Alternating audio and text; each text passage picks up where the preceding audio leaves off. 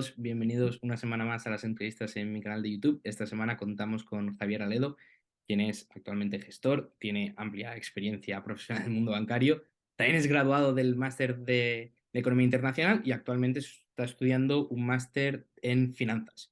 Entonces, le he traído a que nos cuente un poco qué está pasando en el panorama internacional, en el mundo de las finanzas, en el mundo bancario. Ha habido un par de acontecimientos últimamente, ¿no? Así que, Javier, ¿qué está pasando exactamente? ¿Qué ha pasado con Credit Suisse? Vale, pues nada, muchas gracias Edu, en primer lugar por invitarme y a ver si arrojamos un poco de luz sobre todo lo que ha sucedido con Credit Suisse, que la verdad es que profesionalmente ha sido muy interesante, también muy estresante y desde luego yo creo que todos los profesionales que nos dedicamos a esto, lo bueno del mundo de las finanzas es que todos los momentos se aprende algo nuevo. Yo creo que con Credit Suisse ha sido un gran aprendizaje por la parte mala, por desgracia, pero ha sido un gran aprendizaje para todos nosotros. Bueno, antes que nada de hablar de Credit Suisse, yo creo que para que tu audiencia y la gente conozca un poco también de cómo funciona el balance de un banco y cómo funcionan todas las normativas de solvencia bancaria, tenemos que explicar un producto que se ha hecho muy común, sobre todo entre inversores institucionales, porque los inversores minoristas es más complicado que accedan a este tipo de productos, salvo si es a través de un ETF. Y yo quería hablar un poco de lo que son los cocos, ¿de acuerdo?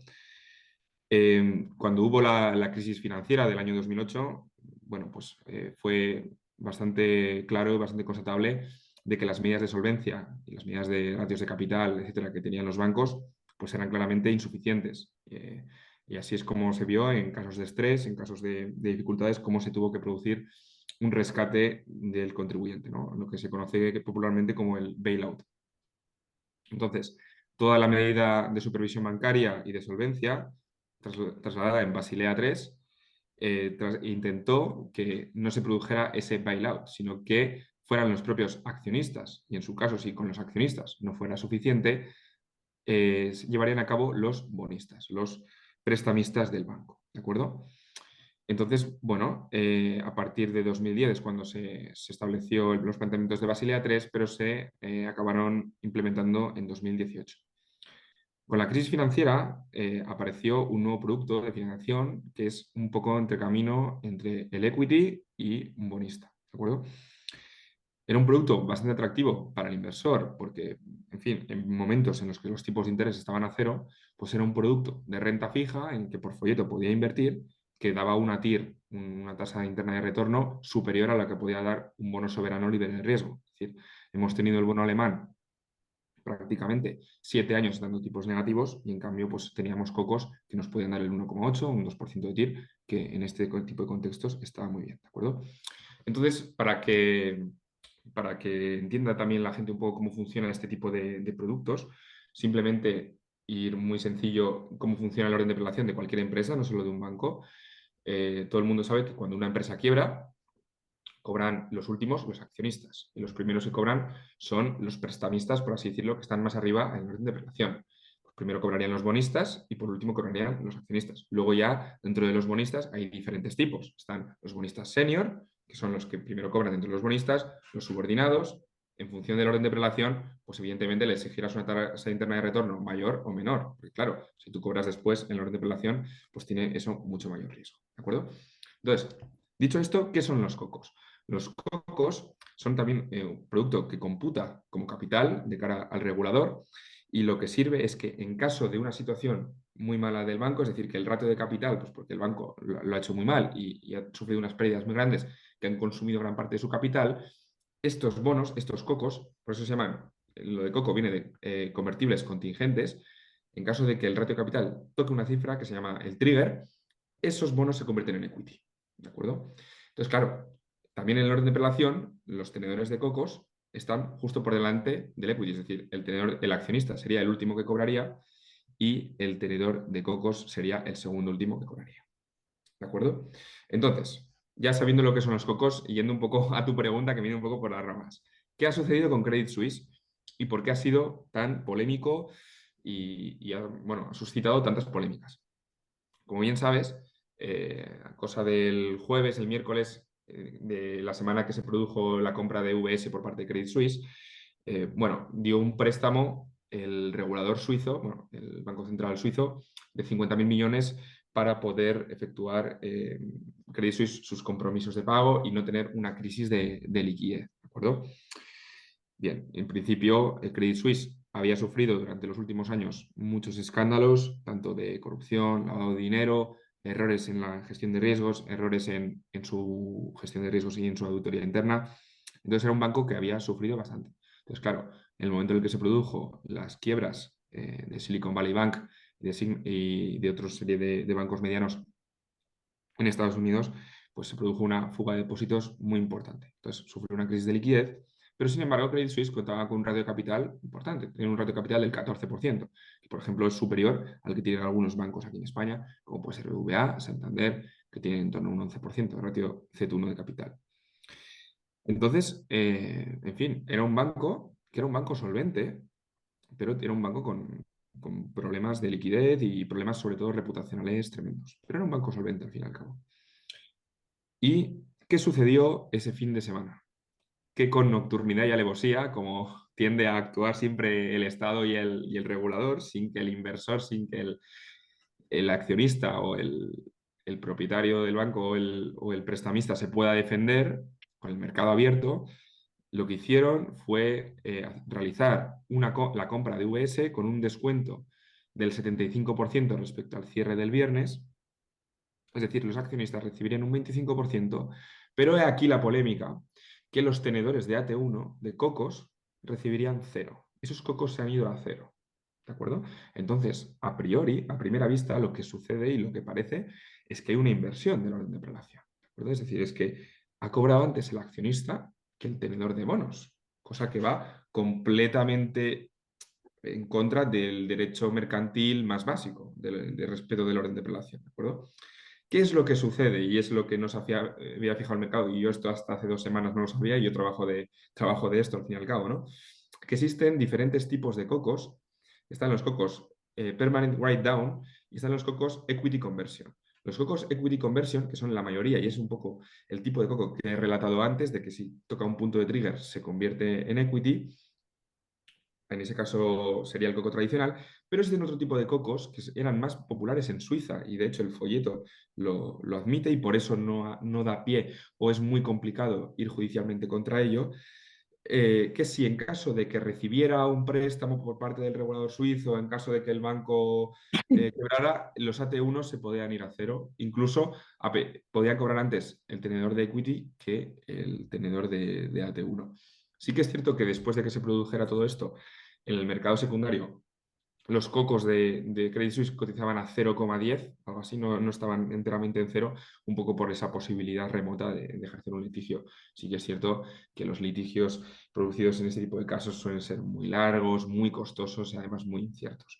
Y de cara, bueno, yo no soy jurista, pero yo de cara a personas con las que he consultado, más expertas en derecho bancario, han admitido que, bueno, que no da pie a litigio, que es muy complicado y que probablemente no vayan a conseguir nada.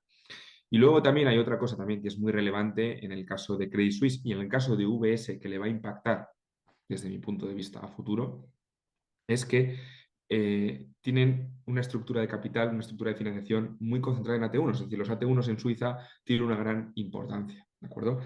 Porque los bancos se pueden financiar con múltiples maneras, como hemos dicho, mediante unas ampliaciones de capital, mediante equity, mediante AT1, deuda subordinada, deuda senior, es decir, tienen muchísimos mecanismos de financiación, ¿de acuerdo? Pero en la estructura de capital de los bancos suizos, particularmente UBS y antiguamente Credit Suisse, aunque ahora UBS lo ha comprado, los AT1s tienen una gran importancia. Entonces, claro, lo que dicen ahora mismo los inversores institucionales es que va a ser muy complicado después de lo que ha sucedido que estos inversores, con esa falta de seguridad jurídica que existe para el inversor en cocos en Suiza, que vuelvan a invertir dinero en ese tipo de productos. Entonces puede impactar severamente a la estructura de capital de los bancos suizos.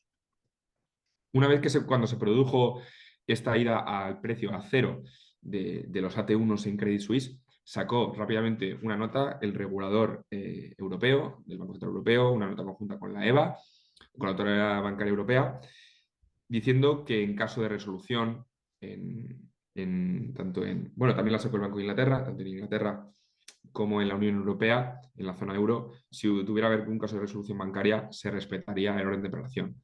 lo que hizo que, bueno, porque los mercados una vez cuando se produjo esta compra de UBS por parte de Credit Suisse el fin de semana, el lunes cuando abrió el mercado, pues bueno, eso fue una auténtica sangría para este tipo de productos. Que es curioso porque gran parte de este tipo de productos están muy invertidos los inversores institucionales, porque los minoristas primero no pueden acceder, y segundo porque dan dan unas tasas de interés de retorno muy atractivas. Entonces, bueno, pues lo que yo creo que ahora hay mucha incertidumbre es cómo puede impactar esta decisión del regulador suizo, que es, en fin, polémica y relevante, cómo puede impactar en las estructuras de solvencia de los bancos. ¿No? Como si este mercado de cocos, que es un mercado muy profundo, tiene una profundidad de 250.000 millones, ¿cómo puede impactar en la solvencia de los bancos? Bueno, y ese es un poco el interrogante y la cuestión que hay ahora. Un par de preguntas. Igual que decías que hay un orden de Sí. preferencia de ventas entre los bonistas, también existe este orden entre los accionistas, ¿verdad? Sí, bueno, dentro de los accionistas están las famosas acciones preferentes que cobran antes que los accionistas tradicionales.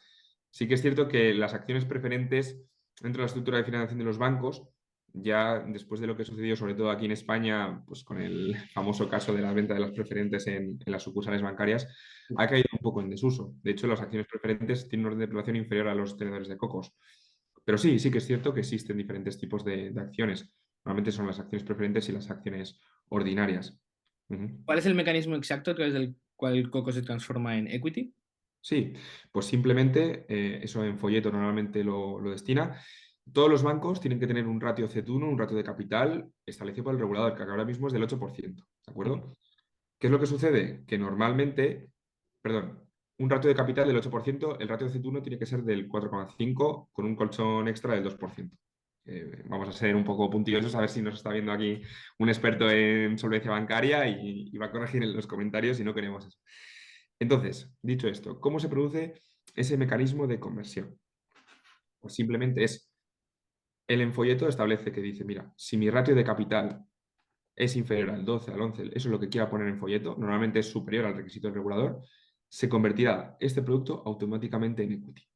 Y al final, como en cualquier empresa, ¿cómo se consume capital? Pues normalmente el consumo de capital se produce por pérdidas. Es decir, en un balance, contablemente, si tú tienes pérdidas, eso va vía patrimonio neto, eso te consume patrimonio neto. Entonces, si un banco tiene pérdidas recurrentemente, un deterioro del valor de sus activos, que eso también podría producirse con impacto en patrimonio neto, pues claro, podría reducirse su ratio de capital y así producirse esa conversión, ese colchón, esos bonos, esos cocos en equity. Ahora también se ha puesto muy de moda y ha quedado también está muy debatido todo el tema de cómo se valora contablemente los bonos que tienen en cartera los bancos, que también me parece un tema interesante a tratar. Esto para que nos entienda la gente, los bonos, la renta fija, no es fija, es decir, lo que es fija es la renta que te da, es decir, pues el cupón que te da, eso se establece al principio y va a ser igual hasta vencimiento, pero es el precio de ese bono va fluctuando en el mercado, en función del mercado secundario y en función de la tasa interna de retorno que esté ahora mismo en ese mercado. Si los tipos de interés suben, el precio de ese bono baja. ¿Por qué? Porque tendré, evidentemente, si ese bono me está dando un cupón del 2 y existe un bono nuevo que me da un cupón del 4, pues evidentemente pues tendrán que netearse la diferencia de precios. Entonces, una vez que suben los tipos de interés, el precio de los bonos baja y al revés también sucede lo mismo. Es decir, si los tipos de interés bajan, el precio de los bonos sube. Entonces, Bien, sí, ¿sí? no, Si no, si los tipos de interés bajan, el precio de los bonos suben. sí, sí, sí. Eso es. Entonces, contablemente, la cartera de bonos de un banco se puede valorar de dos maneras, que es a valor razonable o a coste amortizado, ¿de acuerdo? A valor razonable significa un poco que el banco puede, en caso de una situación de estrés, una situación de liquidez, enajenar esos activos que tiene en el balance a cambio de liquidez. Eso solo si los tiene contabilizados a valor razonable. ¿Qué es lo que sucede? Claro, que esa operación tiene mucho riesgo, porque si se produce una subida de tipos de interés, pues el valor que tienes contablemente de esos bonos bajará y se produce un deterioro del valor de los activos, eso va a PIG, eso va a pérdidas y te podría consumir capital, lo que te puede repercutir a nivel solvencia. Entonces, ¿qué es lo que hacen los bancos y qué es lo que te permite la contabilidad bancaria? Poder valorarlos a coste amortizado. ¿Qué significa coste amortizado? Se supone que esos bonos tú te los vas a quedar hasta vencimiento, es decir, pues tú compras un bono español que tiene un plazo de vencimiento, una duración de 9 años, 10 años, la que sea, y tú te lo vas a quedar pues hasta que ese bono venza con el nominal final, ¿de acuerdo? Entonces se supone que si tú te lo vas a sacar a vencimiento no deberían de afectarte las fluctuaciones de precio transitorias. ¿Qué es lo que sucede? Y que es un poco también lo que ha sucedido en el Silicon Valley Bank, pues que se ha producido una crisis de liquidez. Tú esos bonos los tenías valorados a coste amortizado, pero debido a esa crisis de liquidez tú has tenido que enajenar esos activos, ¿de acuerdo? Y consolidar esas pérdidas, ¿de acuerdo? Entonces, claro, realmente contablemente no has tenido una pérdida, pero esa pérdida existe en el balance. Y es algo que evidentemente un inversor en equity o el regulador debe tener en cuenta y yo creo que lo tiene. De hecho, tenemos bancos, como es el caso de Bank Inter, y por eso le han golpeado mucho en bolsa recientemente, aunque a mí Bank Inter me parece un banco muy interesante, muy saneado y muy bien gestionado, pero Bank Inter le han pegado mucho en bolsa principalmente porque su cartera de renta fija, que tiene, la gran parte lo tiene valorado a coste amortizado, pues ha sufrido unas pérdidas enormes con la subida de tipos que se produjo el año pasado. Entonces, si he entendido bien el sistema de los cocos, el instrumento y todo, es Sí, una especie de mecanismo de bail-in, ¿verdad? Era, efectivamente, era algo efectivamente, recetado durante la crisis del 2008, efectivamente, de así es. bailout. Toda la regulación bancaria lo que trata es de que dejar tranquilo al contribuyente, Ujú. principalmente porque los rescates bancarios son muy impopulares a nivel electoral. Es decir, no creo que ningún gobierno le guste, además, la imagen tradicional que tenemos de los bancos a nivel social, ¿no? De un poco el señor Vance, ¿no? Hay una montaña de billetes. Precisamente por eso se realizan ese tipo de políticas populistas de gravar especialmente a los bancos porque aumenten sus beneficios de manera extraordinaria, cuando realmente con la inflación pues muchos negocios se han visto favorecidos y el primer negocio que se ha visto favorecido es el Estado. Pero bueno, eso ya sería otro tema, ¿no? Pero sí, al final toda la regulación bancaria, todo Basilea III, lo que trata es de que se produzca ese bail-in, efectivamente. ¿Que lo consigue? No lo sé. Bueno, esa Veremos. es la siguiente pregunta que te iba a hacer. Si crees que se ha hecho de una manera satisfactoria o crees que habría una mejor receta para el bail-in. ¿Para el caso de Credit Suisse o para el caso de la regulación bancaria que En existe el en caso de en Europa? regulación. Regulación. Vamos a ver, la regulación bancaria ha sido asfixiante, absolutamente asfixiante para los bancos. Es decir, no hay ningún sector, pero ni comparación. Sí que es cierto que las aseguradoras tienen solvencia 2, pero es menos lesivo a nivel rentabilidad que Basilea 3. Basilea 3 es una auténtica animalada de regulación. Entonces, normalmente la regulación bancaria suele ir por péndulos. Es decir, en el momento en el que hay una crisis, que es cuando los bancos más carentes están de rentabilidad, sufren un deterioro de su cartera de créditos, de sus activos, etcétera, lo que se produce es una sobreregulación, ¿de acuerdo? Lo que merma su rentabilidad, lo que les hace también ser menos solventes, etcétera. Yo creo que evidentemente no se puede volver a un sistema previo al 2008 porque era un sistema que evidentemente fracasó. Ahí están las enormes quiebras bancarias que se produjeron y los rescates que tuvieron que afrontar los contribuyentes, que eso es algo que no se puede volver a repetir y que no se puede permitir. Pero hombre, sí que es cierto que yo creo que hemos ido un poco al otro extremo, ¿no? Que es un poco lo que suele suceder en cualquier otra política. Eso es algo yo creo que inherente al ser humano. Pero bueno, yo creo que los bancos son bastante solventes hoy en día y sí que es cierto que el negocio bancario es un negocio muy especial, porque no es un negocio como, por ejemplo, puede existir el negocio, por ejemplo, de automóviles, ¿de acuerdo? Que pues si quiebra una empresa de automóviles, normalmente es buena para el competidor, pues porque se puede hacer con parte de su mercado. Pero el negocio bancario es un poco más especial, porque los bancos se financian mucho entre ellos, tienen mucha importancia en el mercado interbancario, y cuando quiebra un banco lo que hay es miedo. Y claro, el miedo es un entorno muy poco propicio para la banca, porque la banca es un negocio que se basa en la confianza mutua. Entonces, cuando hay miedo, cuando hay incertidumbre, es cuando la banca realmente sufre. Porque un banco puede ser muy solvente, puede tener un ratio de capital de lo que quieras, pero si opera con apalancamiento, si opera al final, porque es la tradición del negocio bancario, que es un poco también lo que has mencionado muchas veces en tu canal, que es el tema del descalce de plazos. Es decir, al final, ¿qué hacen los bancos? El negocio tradicional de los bancos es arbitrar con la curva de tipos. Es pedir prestado a corto y prestar a largo. Entonces, sí que siento que los bancos se intentan proteger con derivados, con otro tipo de productos, para intentar machear los flujos, pero, claro, si tú hay una crisis de confianza, por muy solvente que sea un banco, si hay una crisis de confianza, una retirada masiva de depósitos, un banco cae, por mucho ratio de capital que tenga. Entonces, la regulación está bien, ¿por qué? Porque la regulación ayuda a hacer creíble que ese banco es solvente. Pero por mucha regulación que haya, si la gente empieza a no creer que ese banco es solvente, ese banco no será solvente, es una profecía autocumplida. Entonces, bueno, esto es lo bonito de la regulación bancaria y por lo que nos apasiona tanto, ¿no? Este sector. Sí, bueno, me está recordando un poco al último Nobel, ¿no? De economía, al modelo de Diamond y Divin de Efectivamente. autocumplida. Que, bueno, Efectivamente. en parte se puede dar. Sí que es verdad que hay maneras, o se intenta que haya maneras de, de impedirlo, pero sí, que es verdad que Ujú. se basa bastante, se da una gran importancia a la confianza en el modelo bancario, que sí que es verdad Sí. que todo lo que comentas del negocio bancario, yo estoy completamente de acuerdo que lo hace bastante único. Lo que no sé es si sí que estarás de acuerdo, bueno, que esto es algo innegable, que los bancos descalzan plazos, pero ¿crees que necesariamente lo tienen que hacer? ¿Crees que existe un modelo bancario o crees que podría existir el negocio bancario sin descalce de plazos?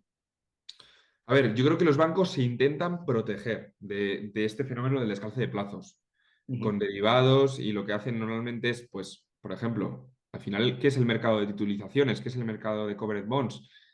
Se intentan los bancos sacar de su balance ese riesgo de ese descalce de plazos, de ese mismatching, ¿no?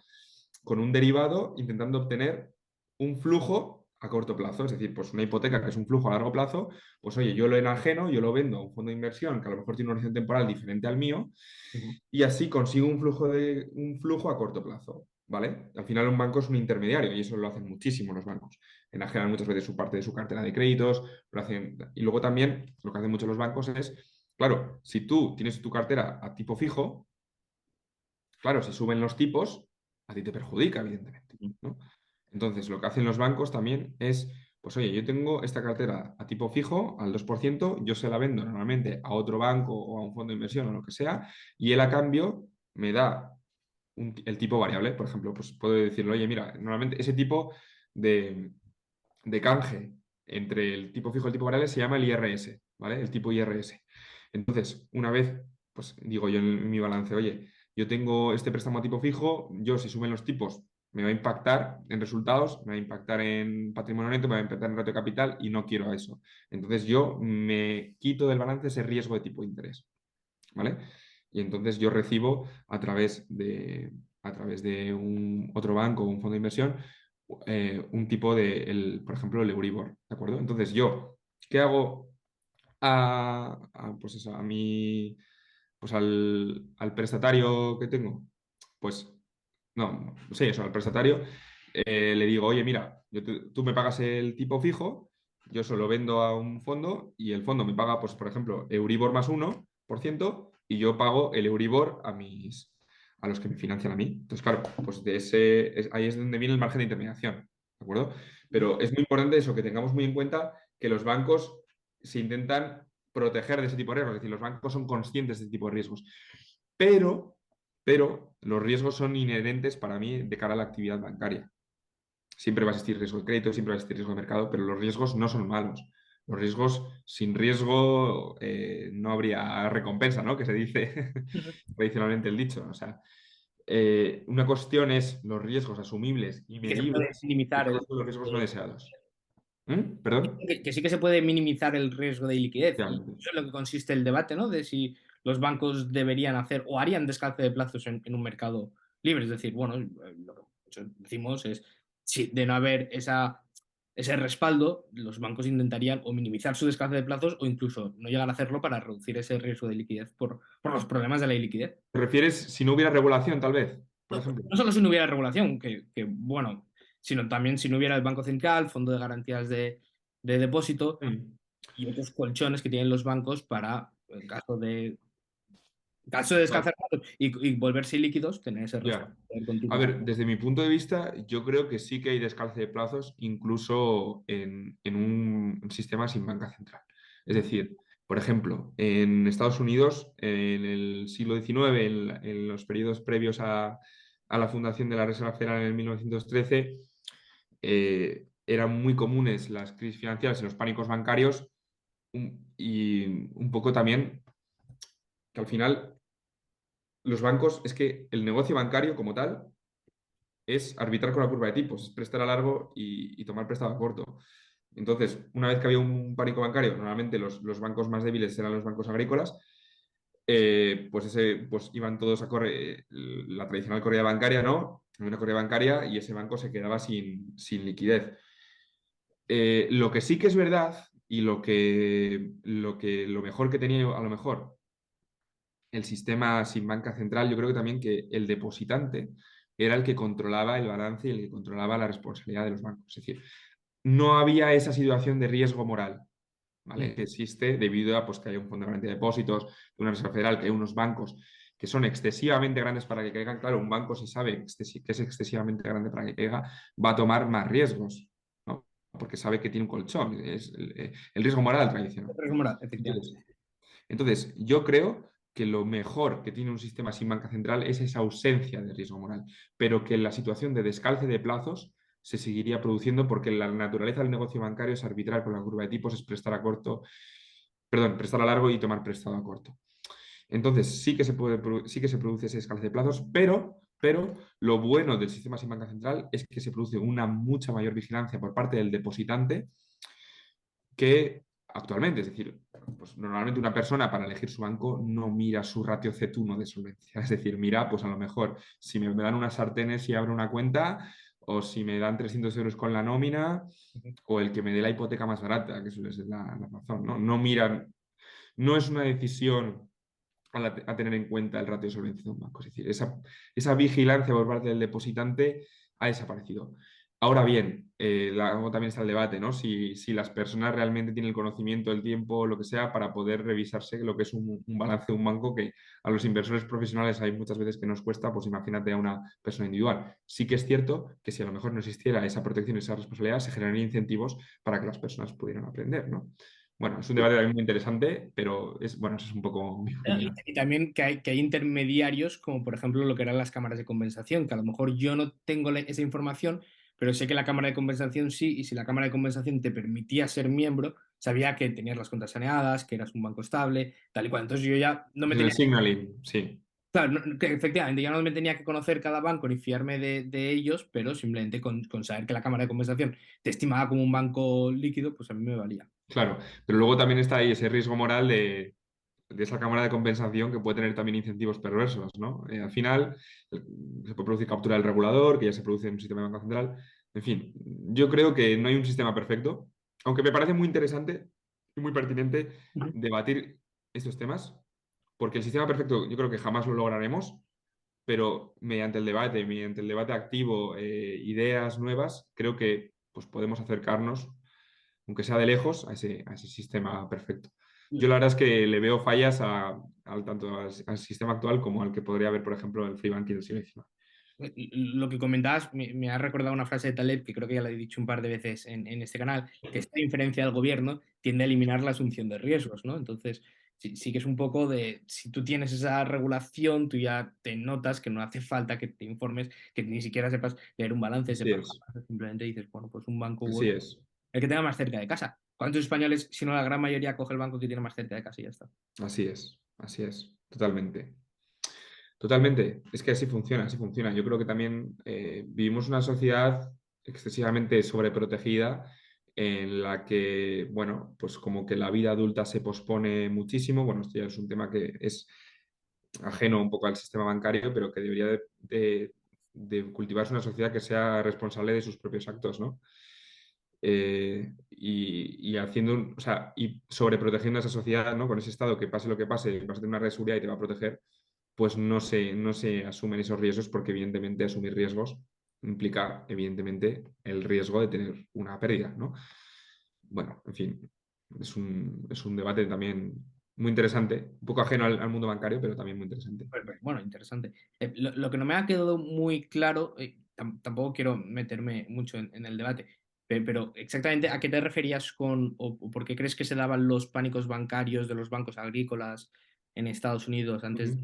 a finales del siglo XIX? Sí, a ver, realmente, No me queda muy claro por qué creías que era, porque yo tengo mi teoría de por qué creo que es, sí, a por ver, la tuya. realmente los pánicos bancarios muchas veces pueden deberse a razones objetivas, Ujú. muchas veces iban muy ligado, por lo que yo tengo entendido y lo que yo he estudiado, corrígeme si me equivoco, también iba muy ligado también sobre todo en los bancos agrícolas porque eran los menos solventes. De hecho, normalmente si tú ibas con una letra emitida por un banco agrícola, para llevarlo a un banco normalmente de la zona de Nueva York, industriales, que en teoría eran más solventes, normalmente te las daban con descuento. Es decir, pues si valía 100 una letra emitida por el Banco Agrícola de, yo qué sé, de Texas, tú ibas al Banco de Nueva York y te daban una letra del Banco de Nueva York de 90, por ejemplo.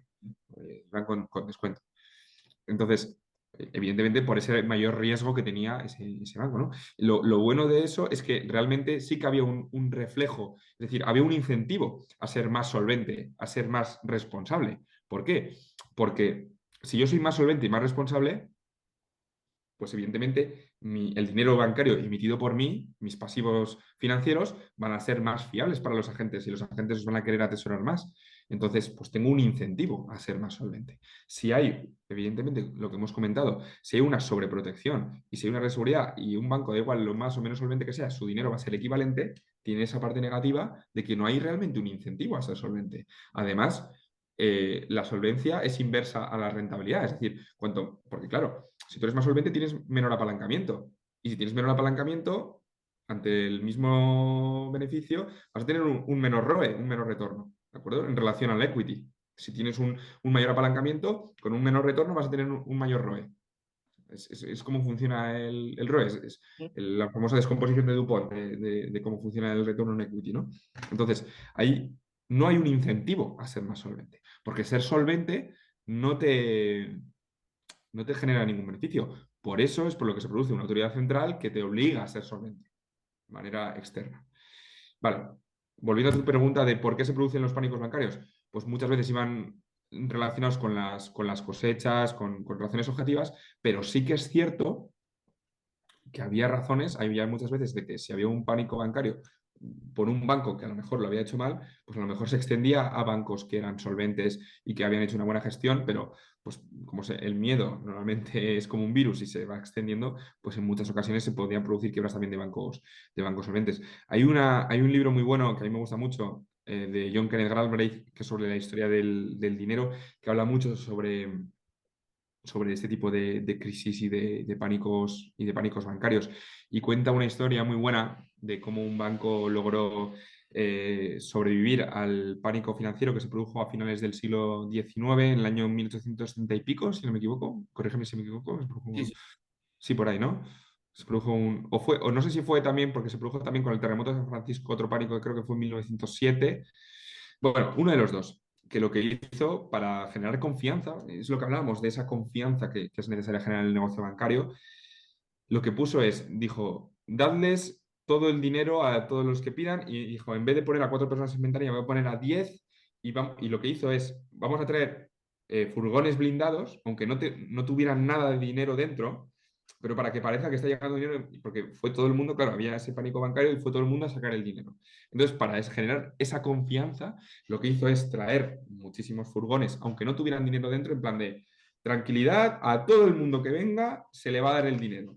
No se preocupen, tal. ¿Cuánto quiere usted? Todos. Claro, si hubieran seguido y al día siguiente hubieran seguido viniendo, se habría quedado sin liquidez el banco y el banco habría cerrado y habría quebrado. Pero debido a ese signaling que mandó a los agentes, debido un poco a esa confianza que generó, ese banco consiguió sobrevivir porque la gente dijo, joder, mira todos los furgones que están llevando, este banco tiene reservas suficientes, ese banco solvente, va a sobrevivir. Y al final la gente como que dejó de ir a sacar su dinero. Y gracias a ese signal y a esa confianza, pues consiguió el banco solventarse. Pero el banco era el mismo. Hacía un día, ese momento en el que había más pánico bancario, y a los 3 días cuando la gente quería todo el mundo que era solvente. Era el mismo negocio, con el mismo balance. La cuestión es la percepción que tienen los agentes sobre ese negocio. Fue un bluff que le salió bien, no conocía la historia, pero bueno, Ujú. me parece interesante. No, Sí, te lo preguntaba porque yo, por lo menos, la historia o la manera que tengo de ver esa serie de pánicos bancarios, que sí que es verdad que se daban en, como decías, sobre todo en bancos agrícolas y que eso afectaban al resto de bancos del Estado, también es en gran parte, o por lo menos yo lo atribuyo en gran parte, a la regulación. ¿Por qué? Porque había regulación que impedía lo que llamaban los anti-branching laws, es decir, regulación que impedía las filiales. Entonces tú tenías los estados muy Ujú. concéntricos y que no podían no podían abrir sucursales fuera del estado y a veces ni siquiera fuera del county, del condado. Entonces eso Sí, generaba problemas porque no les permitía diversificarse en nada. Entonces si había un problema de cosechas en Nueva York, todos los bancos de Nueva York sufrían. totalmente. Eso es Entonces cierto, sí. gran parte de los ciclos yo se los atribuyo a eso, que de nuevo se lo atribuyo a la regulación, pero bueno, eso, seguramente también estoy sesgado por mi visión No, de no, no, es cierto, ¿eh? un Tiene problema razón y es un muy buen punto la y regulación. de hecho se puede hacer un muy buen paralelismo porque eso sucedía muy... También es verdad, fíjate, el caso de las cajas de ahorro aquí en España, las cajas de ahorro también estaban limitadas a su provincia. Pues normalmente, de hecho, si tú miras las cajas de ahorro, era Caja Segovia, Caja Badajoz. Nosotros en Álava teníamos la Caja Vital, Vizcaya era la BBK, en Barcelona era pues la Caixa, tal. O sea, las cajas de ahorro estaban limitadas también a su provincia. Claro, ¿qué es lo que sucedía? Que había cajas enormes y con muchísimo potencial, como podría ser la Caja Madrid. Claro, no vas a comparar una provincia como Madrid con Caja Segovia, evidentemente, pues tenían una estructura muy diferente. Entonces, en los años 80 aquí en España se estableció una ley para liberalizar y que las cajas pudieran abrir sucursales fuera de su provincia. Y sí que es cierto que en los años 80 también hubo una crisis bancaria en España, evidentemente ni por asomo lo que fue la del 2008, pero sí que hubo una crisis bancaria que afectó principalmente no a cajas, sino a bancos. Eh, de ahí viene, por ejemplo, el tema de la expropiación que se produjo a Nueva Rumasa, de su banco, etcétera.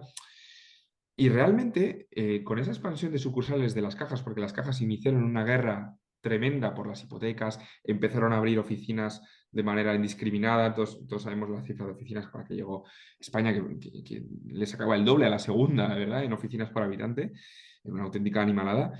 Y yo creo que también, a ver, eso de las cajas es muy peculiar porque a ver, ahí estaba también, había unos problemas de gobernanza, de políticos, etcétera, tremenda, es decir, que también al final todo se reduce muchas ocasiones también a la regulación, eso es verdad. Pero es curioso cómo esa expansión a las cajas les vino fatal, la verdad.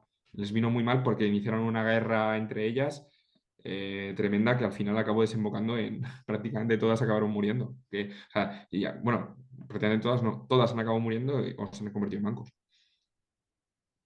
Sí, sí, no, totalmente lo de las cajas. No, lo de la crisis de España, lo de la crisis bancaria de España de los 80 no lo sabía, lo tengo que investigar. Ujú.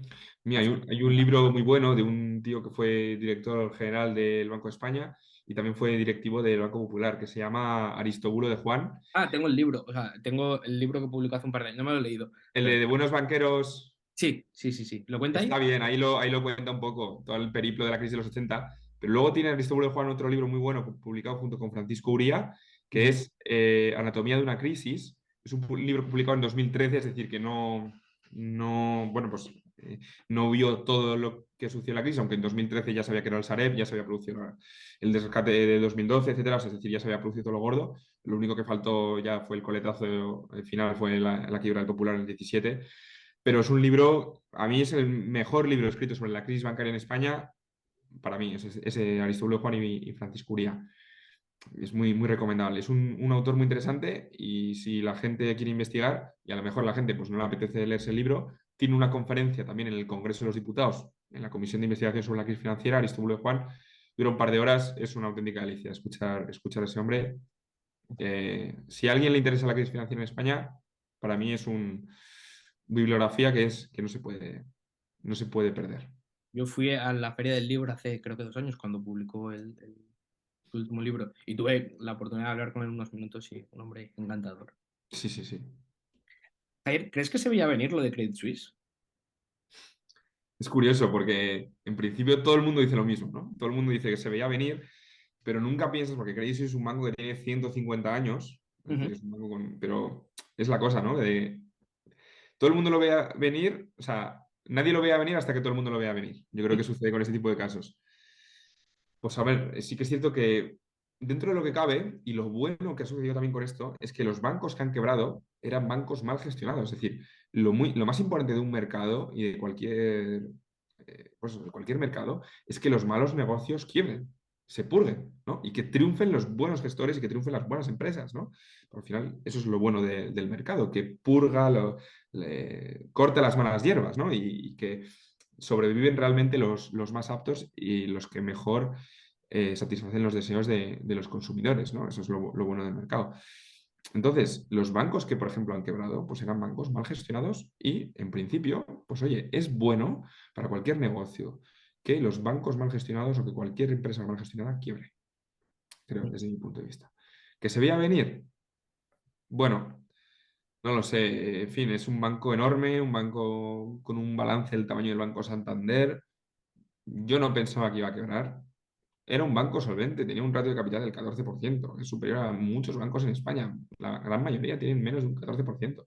Sin embargo, es lo que nos demuestra de que si un banco pierde la imagen, pierde la confianza, un banco va a caer. Un banco cae. Y es lo que decimos, si por ejemplo, yo qué sé, aquí Bankinter, el que hemos hablado hace un rato, si ahora la gente pues dice, oye, pierde la confianza en Bankinter pues, por su cartera de renta fija, por lo que sea, pero sabe que es un banco solvente y bien gestionado, pues si todo el mundo empieza a retirar su dinero de Bankinter, Bankinter cae. Bankinter cae claramente. Sí, sí, sí. Entonces, bueno, ¿se ¿Va a veía venir? ¿Crees que va a caer el Deutsche Bank? No, no, no. No. Yo creo que no. A lo mejor en un mes cae y sale desde vista y me sacan el corte. Yo personalmente creo que no va a caer. Creo que el Deutsche Bank, a ver, con el caso del Deutsche Bank, si quieres también podemos hablar porque Sí, te porque se está puedo hablando hablar. mucho últimamente del Deutsche Bank, ¿no? ¿Por qué? Mm. Vamos a ver. El Deutsche Bank, bueno, antes que nada, bueno, vamos a volver otra vez un poco una pequeña clase también de solvencia bancaria, de lo que son los lotes de capital. En solvencia hay como dos pilares, bueno, tres pilares. Uno es el pilar uno, ratio de capital de pilar uno, que es obligatorio para el regulador. Pilar 2, hay dos tipos de pilares, que es uno que es obligatorio y otro que es guidance. Ujú. Y el tercero, en teoría, se tiene que cumplir con la disciplina del mercado. Bien. El pilar uno, en teoría, es el ratio de capital mínimo que tienes que tener, que te lo exige el regulador para cubrir pues eso, los riesgos estructurales del banco, es decir, riesgo de crédito, riesgo de mercado, riesgo de tipo de cambio. Y el pilar 2 tiene esas dos patas, que es el guidance y el obligatorio.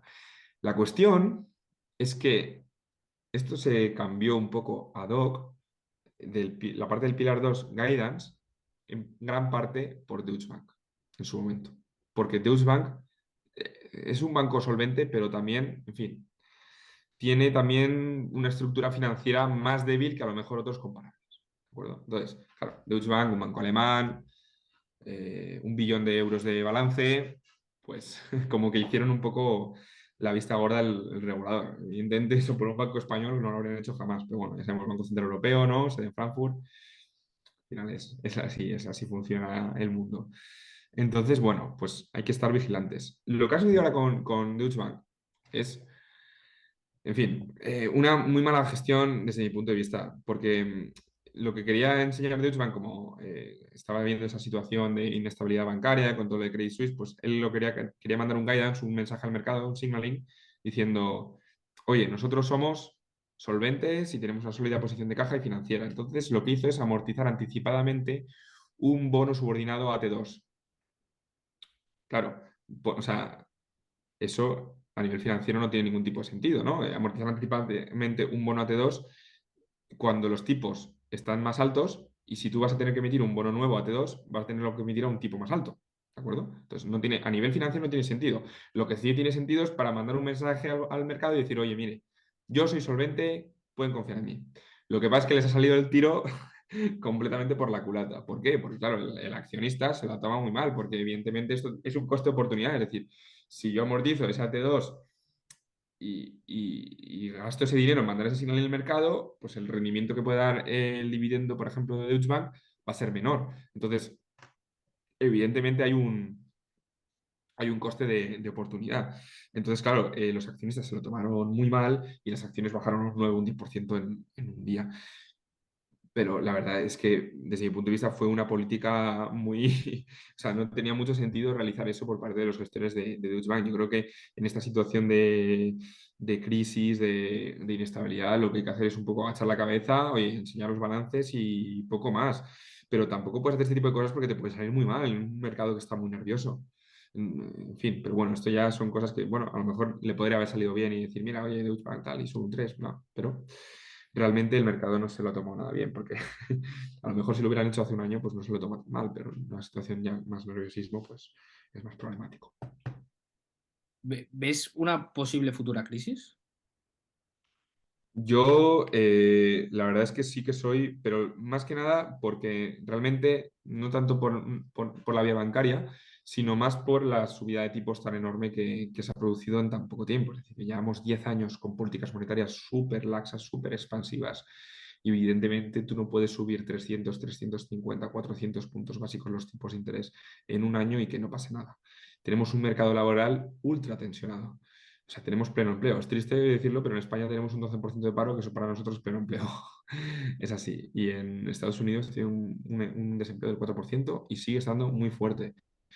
Yo lo que sí que veo es una desaceleración del crecimiento que se han seguido mostrando muy fuerte y sobre todo también una caída también de los beneficios empresariales que se han mostrado muy fuertes. Al final los beneficios empresariales se ven bastante bien favorecidos por la inflación. Lo que sí sucede es que la inflación es muy arbitraria y favorece mucho a unos negocios y a lo mejor a otros no, dependiendo de condiciones intrínsecas del negocio, de poder de mercado, etcétera, cosa que no está bien. Por eso es tan mala la inflación, ¿no? Porque lo que hace es que la asignación de recursos que se produce mediante el mercado sea mucho más arbitraria. ¿De acuerdo? No sea una asignación pura de recursos, sino que lo que se produce es meramente por cuestiones intrínsecas al negocio, no vinculadas con cómo de bien estén gestionados o cómo de bien están haciendo las empresas, sino simplemente por naturalezas propias del propio negocio. Entonces, yo sí que veo una ralentización económica, pero primero debería producirse una caída mayor del crecimiento y también deberíamos de ver, y yo creo que será el momento en el que más se contendrá la inflación, que es cuando el mercado laboral se distensione un poco. Nunca te preguntaría directamente dentro de qué escuela económica te encuentras o crees que te Ujú. encuentras, pero sí que te preguntaría de manera de proxy, ¿qué crees que causa el ciclo económico? Porque nos has dado ahora unas Ujú. puntas por aquí y por allá. Entonces, ¿cómo, según tú, qué es lo que genera el ciclo económico y por qué se causa? Buah, es una pregunta buenísima y que la que podríamos estar hablando 10 horas del ciclo económico. Además, siempre ha sido un tema que me ha fascinado, la naturaleza del ciclo económico. A la gente que nos gusta el tema monetario, bancario, Sí, nos suele gustar creo que bastante. es algo que nos fascina, ¿no? Lo que sucede con el ciclo económico. Yo creo que los ciclos son multicausales. Ujú. Yo no creo que haya una única causa. Sí que es cierto que si hay un ciclo producido por una escasez de demanda o un ciclo producido por una crisis financiera, etcétera, pues tendrá unas implicaciones macroeconómicas diferentes. Es decir, claro, también cómo definimos el ciclo, ¿no? Es decir, por ejemplo, la crisis del 2001, luego el crecimiento que hubo del 2001 al 2008, porque claro, crisis gordas que ha habido en el capitalismo en los últimos 100 años ha sido la del 29, la de los 70 y la del 2008. ¿De acuerdo? Claro, pero a su vez ha habido más miniciclos. Tuvo también, por ejemplo, el Credit Crunch del año 66, todo el tema de pues, la crisis de las cajas de ahorro en Estados Unidos de los años 80, la crisis asiática de los años 90, la crisis de Latinoamérica de los 80. Entonces, claro, primero es definir cómo definimos el ciclo. Hay quien dijo que hubo ciclo real con la OPEC, por ejemplo. Ujú. Es que realmente, primero es eso, definir lo que es el ciclo, ¿no? Buah, yo he leído muchos autores que tienen mucha teoría sobre esto. Hay un autor ruso un poco más de nicho que se llama Kondratiev, que a mí me gustaba mogollón en su momento, luego ya lo deseché, que hablaba de las ondas largas, que fue un poco un precursor de Schumpeter. A mí me encantaba Schumpeter sobre el ciclo de los negocios, del emprendedor, de la destrucción creativa, de cómo se produce. Creo que el ciclo es tremendamente complejo en el que se mueven múltiples factores. No es lo mismo el ciclo de una crisis financiera que un ciclo de demanda, que un ciclo de destrucción creativa, de aparición de nuevos inventos, de nuevas figuras emprendedoras, nuevos negocios, nuevos sectores. Entonces creo que el ciclo es multicausal totalmente, es multicausal. ¿Qué Por opinión eso, tienes de la teoría austriaca del ciclo? A mí la teoría austríaca del ciclo, yo difiero sobre todo con la teoría austríaca del ciclo con el tema del interés. Ajá. Para mí, con respecto al interés, yo tengo una visión diferente. Yo en ese aspecto soy más keynesiano con respecto al interés. Yo soy preferencia por la liquidez. En ese aspecto yo soy bastante keynesiano. Yo de cara a mi pensamiento económico, yo la verdad es que he ido sufriendo una serie de transformaciones, pues como cualquier persona, pues que evidentemente va evolucionando con el paso del tiempo. Yo la verdad es que me considero bastante ortodoxo a nivel académico, eh, neoclásico, neokeynesiano, si pudiera decirse así, pues a lo mejor sería Te iba a preguntar. la clasificación que más me representa. No, no, te digo que de esto te iba a preguntar después, pero bueno, porque Sí, he visto alguna vez que has dicho que Keynes es el mejor economista de la historia, entonces, pues si sigues sí, pensando. sí, sí, lo sigo manteniendo, aunque tengo aquí un libro de Friedman aquí, que leí este fin de semana aquí al lado, pero bueno, sigo pensándolo. ¿Conoces la obra respecto a los ciclos, al menos de Tyler Cowen y Alex Tabarrok, que son dos, no son austriacos, pero son del mundillo austriaco, de la George Mason University y eso? Entonces, Tyler Cowen es bastante crítico, también es de defensor de que el ciclo es multicausal y es bastante crítico con la teoría austriaca, es decir, bueno, tiene un libro criticándolo y eso, entonces por si lo conocías, ¿no? Y si no, pues La busca. verdad es que no conozco su obra, no conozco su obra. Si me dices, me lo apunto y lo busco, porque la verdad es que me encanta encontrar obras nuevas y que inviten a pensar también, que inviten a la reflexión. Así que si me dices, si quieres, Sí, bueno, una lectura. invitará sobre todo a los austriacos a pensar, ya que eh, Ujú, al estar dentro del mundillo austriaco, sin ser el austriaco, hace muchas críticas de la teoría austriaca del ciclo, pero bueno, igualmente te puede interesar, que es ujú. ¿Cómo se llama? Perdón, que se ha Tyler, cortado. Tyler Cowen, luego te lo paso. De acuerdo, perfecto. Sí, lo apunto. Entonces, ¿sigues pensando que Keynes es el mejor economista de la historia? Muy bien. ¿Y por qué crees eso? Yo digo que no, pero por curiosidad. ¿Qué Bueno, iba a decir? Keynes es muy superior a los demás, porque algo tiene que ver. a ver, para mí Keynes es. Vamos a ver, Keynes es. O sea, hay un libro muy bueno que habla, es de historia del pensamiento económico, que se llama Los filósofos terrenales, de Heilbronner. No sé si lo has leído, has tenido No, ocasión de pero lo leerlo. conozco. Pero sí. Para mí es mi libro de economía favorito, tal vez. Y Keynes para mí es el último gran economista, el gran economista filósofo. Porque realmente, y esto es algo sobre lo que he reflexionado y sobre lo que he pensado, que con el progreso económico, con el progreso tecnológico, lo que vamos es cada vez a una mayor especialización de conocimiento. Es decir, pues cada vez somos personas que tenemos que estar más especializadas en un campo. Pues uno en finanzas, otra persona pues a lo mejor en biología, en tecnología, en lo que sea. Entonces, claro, se ha perdido un poco esa figura del sabio multidisciplinar, ¿no? A lo mejor en el siglo XVIII un filósofo era también médico, era agricultor, era astrónomo, era una persona con un conocimiento multidisciplinar. Hombres del Renacimiento, ¿no? Efectivamente, y pues Aristóteles, Platón, etcétera. Tú no puedes entrar en la Academia de Platón sin saber matemáticas, ¿no? Es lo que decía Platón. Entonces, claro, esa figura del filósofo economista, creo que Keynes fue el último gran exponente, ¿no? Porque eso, yo creo que antiguamente son los economistas, porque la economía era una ciencia incipiente, todavía no muy desarrollada, pues eran personas pues, que sabían todo. Es decir, Hayek, por ejemplo, también para mí es un filósofo economista. Tiene textos pues, de economía política, tiene textos también de ciencia política, de sociología, de epistemología, nosología. Tiene textos de todas las disciplinas, ¿no? Entonces, Keynes, de hecho, por ejemplo, su tesis doctoral es de probabilidad. Ujú. La tesis doctoral de Keynes no es de economía, es de probabilidad. La tienes por ahí. Y, y Keynes aprendió economía con Marshall. Fue Marshall el que le enseñó, otro de los más grandes de la historia, ¿no? Y entonces para mí Keynes es eso, esa frase que decía de lo que tiene que ser un buen economista, tiene que ser una persona versada en historia, en política, en economía. Y esa figura con esa hiperespecialización y ese cuantitativismo que hay ahora mismo en la academia, que no me parece que esté mal, ¿eh? Evidentemente, me parece que desde mi punto de vista, aunque esto es algo muy criticado también por los austriacos, no sé tú qué opinas al respecto, qué opinión tienes sobre las matemáticas, pero creo que esa figura de ese filósofo terrenal se ha perdido. Entonces, Keynes es como una figura casi romántica del buen economista, del buen ciudadano prácticamente. Y no sé, y la verdad es que leer sus textos yo no he disfrutado, yo pocas veces me lo he pasado tan bien como leyendo a Keynes. Es que es así, es que entonces, claro, yo no soy imparcial, es que yo leyendo Las consecuencias económicas de la paz, que me lo he leído 4 o 5 veces, yo es que soy feliz, es que, y entonces, pues eso, yo no soy una persona imparcial porque es que Keynes he pasado muy buenos momentos con él. Entonces, pues bueno, y me parece un pensador con una profundidad impresionante. El ensayo El fin del laissez-faire, o sea, tiene textos para mí sublimes.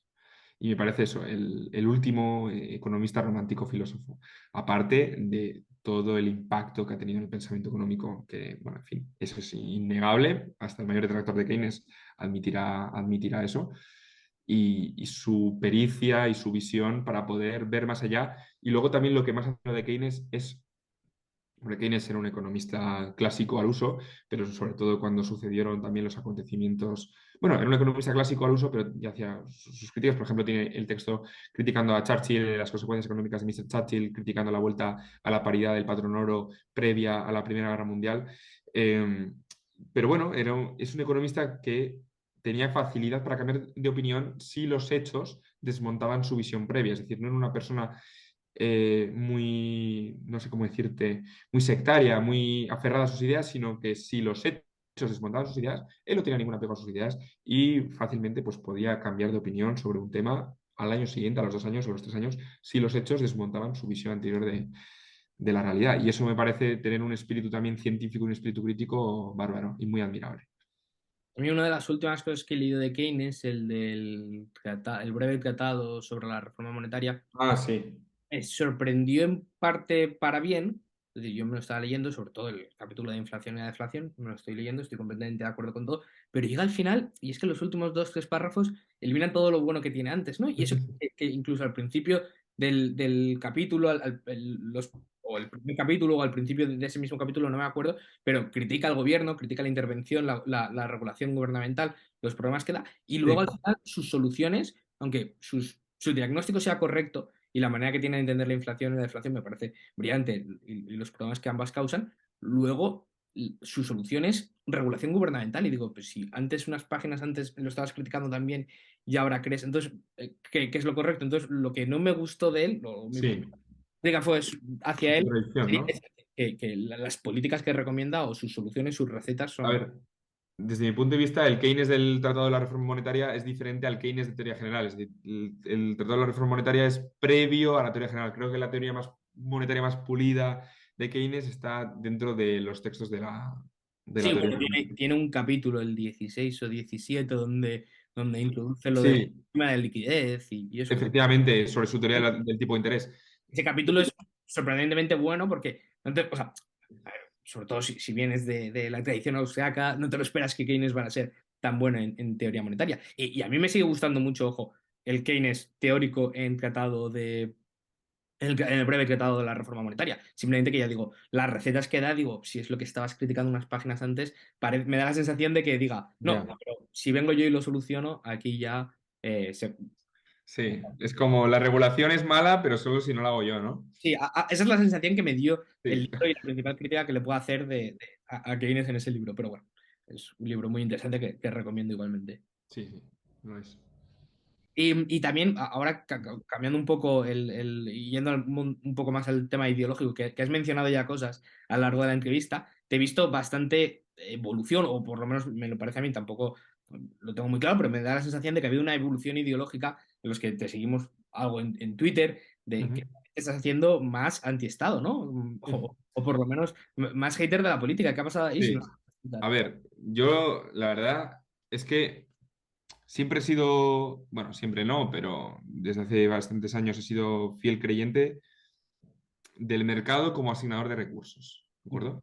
Es decir, a mí el Estado no me disgusta y yo sí que soy muy partidario de políticas redistributivas, siempre y cuando se hagan mediante transferencias, es decir, no cuando se hacen mediante la producción directa de bienes. Es decir, creo que la producción directa de bienes era el mal menor hace 50, 100 años cuando no se podía realizar por insuficiencia de datos, etcétera, pero creo que hoy en día lo que debería de aspirar un Estado, independientemente de su ideología, y hay personas a lo mejor que son más favorables, podría haber partidos políticos que sean más favorables a la igualdad, yo lo soy, o partidos que sean menos favorables a esa igualdad, de acuerdo, me parece muy legítimo, pero ambos o sea, ambos están de acuerdo en asignar al mercado el papel de redistribuidor de recursos y que luego sea el Estado, mediante transferencias directas a los individuos, y que luego dichos individuos decidan pues, dónde gastar esos bienes, etcétera, pero que sea el mercado el eje central del distribuidor de recursos, que es un poco también la visión que tenía Milton Friedman en los años 70, los años 80. A mí Milton Friedman me ha influenciado mucho respecto al Estado como asignador de recursos, perdón, al mercado como asignador de recursos. Es decir, tú puedes hacer una política igualitaria, tal vez con un menor índice de Gini, una menor desigualdad que la que tenemos hoy en día, pero con una menor intervención del Estado en la economía y en los asuntos económicos, en la asignación de recursos. Por ejemplo, es el famoso caso de Keynes del impuesto negativo sobre la renta, o el famoso caso de Keynes, de Milton Friedman, de los cheques escolares, ¿no? De que hay una educación privatizada, pero, y desde mi punto de vista, eso también es debatible, hay personas con las que podemos discrepar. Bueno, pues para eso está la política, ¿no? Para eso está la democracia, ¿no? Y yo personalmente sí que creo que todas las personas tienen que tener derecho a estudiar independientemente de la familia en la que nazcan y en la condición económica en la que nazcan. Lo que sí que yo creo es que para mejorar esa asignación de recursos escasa que es la educación, el mejor método es el mercado, y que sean los propios padres los que decidan a través pues, y que sean los colegios o las instituciones educativas, mediante la libre competencia, compitan entre ellos, y que así se consiga mejorar esa asignación de recursos, de ese recurso escaso que es la educación. ¿Vale? Ese es un poco mi visión y el debate. Porque creo que muchas veces se mezclan ambas cosas, como puede ser las transferencias estatales o lo que sea, y otra cosa es la intervención del Estado en la economía. Es que lo hemos visto, por ejemplo, en Correos el otro día. Tuvo 200 millones de pérdidas en 2020, el año que más paquetería se mandó, y aún así, pues eso, pues sus consejeros el consejero delegado cobra 200.000 euros al año, ¿de acuerdo? Que está entre el 0,1% de españoles que más gana. Claro, ahí yo creo que está un poco el tema, en combinar, el intentar hacer entender a la gente de que la redistribución no está ligada con que tenga que haber, por ejemplo, la sanidad pública. Creo que es algo que está muy enquistado dentro de la mentalidad de la gente, ¿no? Como en plan, hay que defender la sanidad pública por el mero hecho de ser pública. O sea, no es defender la universalidad de la sanidad, es defender la sanidad pública per se. Es decir, que sea el Estado el que produzca. ¿Por qué? Lo que tendremos que ver es lo que es más eficiente. Si se demuestra empíricamente que una sanidad de provisión privada puede satisfacer mejor a los consumidores, ¿por qué no haber una sanidad privada? Y luego ya, mediante transferencias directas a los ciudadanos, que lo gasten en sanidad o que lo gasten en un viaje a Mallorca. Que lo gasten en lo que quieran, en lo que más les satisfaga su utilidad. Esa es un poco mi visión. Vale, muy bien. No, simplemente que yo he detectado cierta evolución, o por lo menos que vi que Sí. estás más vocal sobre esta oposición a ciertas medidas del Estado y me parecía interesante y digo, bueno, le voy a preguntar. Sí. Eh, 5 libros que recomiendáis a los que nos estén escuchando. Vale, pues voy a recomendar, igual tu audiencia no le gusta mucho este libro, pero lo voy a recordar, que es Historia Monetaria de Estados Unidos, de Milton Friedman y Anna Schwartz, sobre todo el capítulo de la crisis del 29. Para mí es excepcional, sobre todo. Luego podemos discutir, creo que da para un debate muy interesante sobre la visión del ciclo de Friedman, que también es muy. Pues claro, la gente tiene una visión muy superficial de Friedman, pero lo que dice Friedman es que el gran error de la Reserva Federal en los años 30 fue no aumentar la oferta monetaria. ¿Mm? Entonces, claro, eso es para los austriacos. De hecho, muchas veces los austriacos es lo que dicen, ¿no? Que Friedman tiene razón en todo menos en teoría monetaria. Teoría monetaria no tiene ni puta idea. Cuando habla de M2, de que tiene que, ¿no? Es la llamada ley de Rothbard, porque fue Rothbard quien Sí, fue Robar, ¿no? El que lo dijo. que dijo que sí, que Friedman era bueno en todo excepto en lo que es. No, bueno, la ley de Rothbard dice que a los economistas les pasa que son buenos en todo, bueno, no sé a los economistas, a los especialistas, son buenos Sí, en todo menos en lo que se especializan, porque hablaba de que era sí. bueno en todo menos en dinero. Pues sí, a mí Historia Monetaria de Friedman me parece un libro. Si lo sabes, pero en el 86 publicaron un artículo juntos, Friedman y Anna Schwartz, donde Friedman se retracta en parte de sus ideas y dice que le convence el free banking. Es que Friedman luego fue variando mucho de opinión, sí, Por lo que sí, tengo entendido de información sí, fue gracias a Anna Schwartz, que Anna Schwartz sí que no se casaba sí. fuera de nada, simplemente iba estudiando. No, no, Ana Schwartz es una Ella que gigante. la que cambió de opinión y convenció a Friedman de... Una gigante. Sí, Friedman, de hecho, si tú te lees también sus textos de teoría monetaria, es una persona que no se, por ejemplo, no se cierra el patrón oro. Es decir, es una persona también muy poco ligada con sus principios. Milton Friedman sí que siento que evidentemente tenía unos principios liberales que de eso se aferraba, lo que sí que no se aferraba a un sistema único. En principio, la idea de Friedman, y es lo que intenta influenciar, era un sistema de banca central, pero no discrecional, es decir, que hubiera un crecimiento de M2 de la oferta monetaria fija en función del crecimiento económico, normalmente, a través de la famosa ecuación cuantitativa M por V igual a P por I. ¿De acuerdo? Entonces, suponiendo, para esto hay que suponer que la velocidad del dinero es constante, cosa que no lo es, tal y como decía Keynes, en eso Keynes tenía razón. Es ¿Eh? una cosa que muchos austriacos no concuerdan, pero bueno, Efectivamente. simplemente por decir que dentro de la escuela austriaca, por hacer el matiz, hay Sí, varias sí. maneras de entender el dinero y está la famosa escuela de la liquidez a la cual Rayo ahora le está... Sí, de hecho, el libro de Rayo criticando la teoría monetaria de Mises es un poco, la teoría monetaria de Mises también establece que la velocidad del dinero es constante. Sí, sí, como cuantitativista, que es como ricardiano. Efectivamente.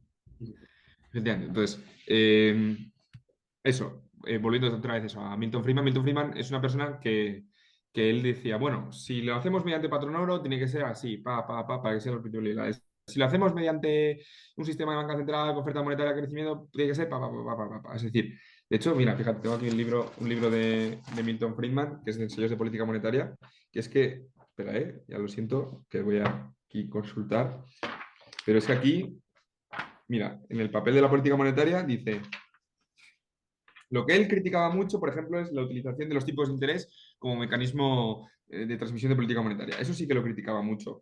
Pero, por ejemplo, él decía, bueno, puede haber un sistema de inflación, perdón, sistema de inflación, puede haber un sistema de patrón oro perfectamente acorde a los principios liberales. Mira, patrón oro auténtico y pseudopatrón oro. Este artículo es buenísimo. Este también hay una edición de unidad, ¿cómo se llama la editorial esta liberal? Unidad editorial, ¿puede ser? ¿Cómo se llama? Editorial, Una sí. editorial.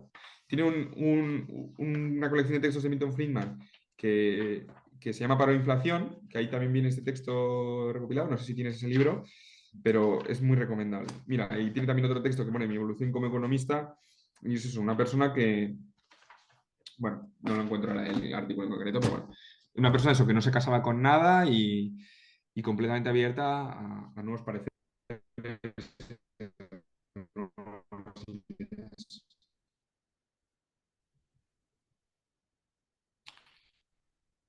Vale. ¿Qué recomendar? Ya lo mencioné antes, pero lo tengo que volver a mencionar, que es el de los filósofos. Uy, ¿se me escucha? Me Sí, sí, sí. pone... Se te ha congelado un segundo, pero ya. Vale. Los filósofos terrenales de Heilbronner. Buenísimo, buenísimo. Es un libro, es precioso, precioso. A mí me encanta. Es un libro, bueno, pues eso. Eh, o sea, a mí es de mi libro de economía favorito, la verdad. Es un libro que yo lo recomiendo mucho, por ejemplo, para una persona que va a empezar la carrera de economía. O bueno, para cualquier persona, una persona muy avanzada en economía también. Y además yo que soy un gran enamorado de la historia del pensamiento económico, es algo que me apasiona y me encanta, me parece trascendental, ¿no? Aunque sea algo muy denostado hoy en día por la academia, ¿no? Porque, por ejemplo, claro, aquí está un poco también ese debate epistemológico, nosológico de qué es la economía, ¿no? De qué tipo de ciencia es, porque realmente tampoco tendría mucho sentido a nivel científico conocer la historia del pensamiento de la física, por ejemplo, ¿no? Pues leer los principios de Newton, pues tiene una mera curiosidad doxográfica, no un interés científico como tal. En cambio, leer a Keynes hoy en día, 80 años después, pues yo creo que sí que tiene un interés científico. Entonces, es un poco también el qué es la economía como ciencia, que eso es un debate, creo que jamás terminará, ¿no? Entonces, bueno, dicho esto, los filósofos terrenales de Heilbronner, eso cualquier amante de la economía tiene que leerlo. Luego, el tercero, estaba aquí pensando, puede ser el tercero? Voy a recomendar La miseria del historicismo de Karl Popper, un libro buenísimo. A mí me encanta Karl Popper, soy muy aficionado a la nosología, epistemología, filosofía de la ciencia. Karl Popper, evidentemente, es el autor más conocido de este campo, junto con Lakatos, ¿no? Feyerabend, etcétera, ese tipo de autores. La miseria del historicismo es un libro muy, muy bueno de una crítica de las mejores críticas para mí que se han hecho a la teoría marxista de la historia, del materialismo histórico, que no es estrictamente marxista, yo creo que es más de Engels, pero bueno, eh, en fin, es una crítica absolutamente demoledora. Además, creo que, por ejemplo, Rayo en sus libros, que sigue mucho la estructura de coger la primera parte, exponer las ideas, y la segunda parte lo que hace es destriparlas, criticarlas. Y es el mismo esquema, por ejemplo, que sigue Karl Popper en este libro. En este libro, Estoy por con ejemplo. ellos ahora mismo, la ¿Eh? verdad. Estoy con los de Ray ahora mismo. ¿Con cuál estás ahora? ¿Con el del Antimars? Arriba. Yo lo tengo en casa, todavía no le he hincado en diente. A ver si en verano, que tengo más tiempo libre, tengo oportunidad, porque es un libro que me lo quiero leer con calma. Tiempo libre y gana. Es que decir, bueno, se lee sorprendentemente bien, ¿eh? Sí. No, desde luego, yo de Rayo me he leído 3 libros, el de Crítica a la teoría monetaria de Mises, me he leído también el de Contra la teoría monetaria moderna y me he leído otro más que no me acuerdo. Y la verdad es que todos me han gustado mucho, ¿eh? Todos me han gustado mucho. Y el de los errores de la vieja economía, ¿no? Yo no me lo he leído, ¿eh? Pero Ese creo no que... lo he leído, ese no lo he leído seguro. He leído otro más que no me acuerdo ahora cuál es. He leído otro más seguro. El de Mises me encantó, ese me parece buenísimo. A mí ese es el que mejor me parece que han Yo escrito. lo tengo destrozado, la verdad, de las veces que me lo he leído. Sobre todo la segunda parte, que es la que raya Sí, con me eso. parece buenísimo. Bueno, y como lo expone, también lo expone genial. Es decir, si tú quieres una síntesis, el pensamiento de Mises es que también es una intro buenísima. O sea, muy, muy, muy buena. Vale, la miseria de la. He cogido la miseria del historicismo de Popper. Luego, mm, voy a coger La alquimia de las finanzas de George Soros, alguno de inversión, que lo leí hace poco, además. Es un libro muy interesante.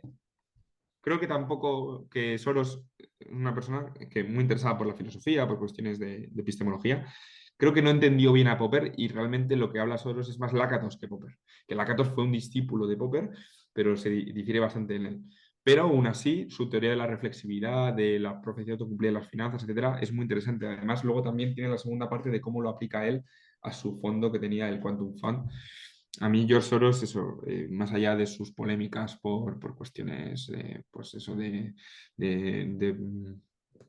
invertir o dar dinero a sociedades no gubernamentales con tendencia de izquierda, liberal o lo que sea, a mí Soros, como inversor, bueno, es uno de los mejores de la historia y ese libro, el de la alquimia de las finanzas, que es un libro de los años 80, a mí me parece un completo must para cualquier persona interesada tanto en el mundo de la inversión como en cuestiones de epistemología, como en cuestiones también de economía. Y ya por último, tengo que recomendar un libro de Keynes que también he mencionado, que es Las consecuencias económicas de la paz, o incluso también las consecuencias económicas del Mr. Churchill, que es un auténtico destrozo al pobre Churchill cuando volvió a la paridad de patrón oro previa a la Primera Guerra Mundial, que realmente todas y cada una de las cosas que dijo Keynes que iban a suceder por culpa de esa vuelta al patrón oro, bueno, vuelta al patrón oro con la paridad antigua, pues acabaron sucediendo, ¿no? Esa falta de flexibilidad salarial provocó una caída en la demanda de exportaciones por parte de Gran Bretaña, lo que provocó, pues eso, una caída de la producción y del PIB enorme que acabó aumentando el paro, cosas que es justo lo que dijo Keynes es lo que acabó sucediendo con las políticas de Mr. Churchill. Entonces, serían esos 5 libros: Historia monetaria de Victor Friedman y Anna Schwartz, Los filósofos terrenales de Gil Bronner, La miseria del historicismo de Popper, Alquimia de las finanzas de Soros y Las consecuencias económicas de la paz y las consecuencias económicas de Mr. Churchill de Keynes. Perfecto. Igual es un poco innecesario que te lo pregunte, pero bueno, siempre pregunto esto y a lo mejor incluso no sé. Ujú. Pero si pudieras tener una conversación con cualquier persona del mundo, viva o muerta, ¿con quién Uf, sería? es algo que he pensado mucho. Mm, no lo sé. Mm,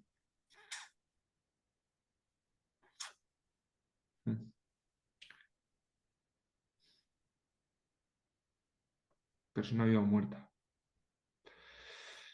Mm.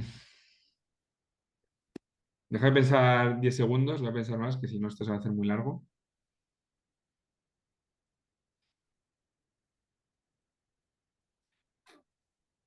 Pues igual con Popper, la verdad. Sí, sí, igual con Popper. O con Mario Bunge también me gustaría mucho tener una conversación. Además está vivo todavía. Pues ha muerto ya Mario Bunge. Estará por ahí, estará cerca. Adorno también tiene una buena conversación. Venga, me quedo eso con Karl Popper. Muy bien. Pues si la gente quiere saber más de ti, leer, seguirte, ¿dónde lo puede hacer? Pues me podéis seguir si queréis en Twitter, economista enfadado, arroba econonecedad. Ahí me podéis seguir y bueno, simplemente que tampoco os toméis muy en serio la cuenta porque pues de vez en cuando pues me apetece poner alguna barrasada que no lo diría en persona, pero bueno, y es que paso está Twitter, ¿no? Es decir, sí, evidentemente no vamos a hablar como hablamos en Twitter en la vida real. Para eso Internet, para desahogarnos. Pero bueno, que no me lo tengáis en cuenta, que no es una cuenta seria. De vez en cuando publico alguna cosa que os puede interesar. Y nada, oye, si queréis leerme y seguirme, ahí me tenéis. Si me queréis escribir, me podéis escribir por ahí. Cualquier cuestión, duda que tengáis, yo estoy disponible. Perfecto, pues muchas gracias por tu tiempo, Javi. Muchas Espero gracias a ti, Edu. volverte a tener en el canal pronto y Ujú. gracias a los que nos habéis visto. Gracias, muchas gracias. Buen día.